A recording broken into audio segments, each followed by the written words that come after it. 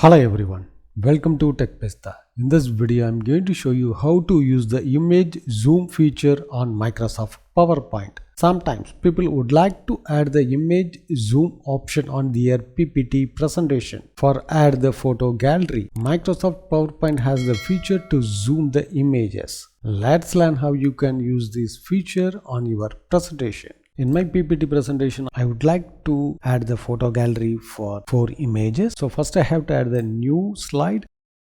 Then I have to move for the first one. Then I have to remove the text. Then you have to click on the insert tab. Here you have to go to links. Then you have to click on the zoom. Here they have provided the 3 options. First we have to use the summary zoom. This will be open the all slides. So we have to select the 4 slides. So we have to click on the insert button.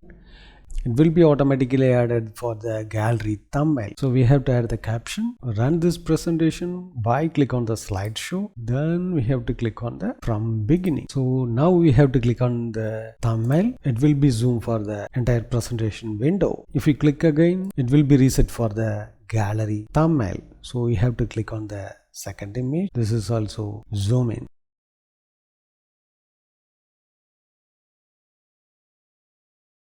That's it. So now we have to use the other option, so we can remove this. So now we have to go to insert tab, then you have to go to link, then click on the zoom, then you have to click on the slide zoom. Again you have to select the gallery, then you have to click on the insert. So now you can align where you would like to place this window, so you can align. So now we have to run the slideshow. So if you click on this thumbnail, it will be zoom. Again, if you click on that, it will be automatically move for the next slide.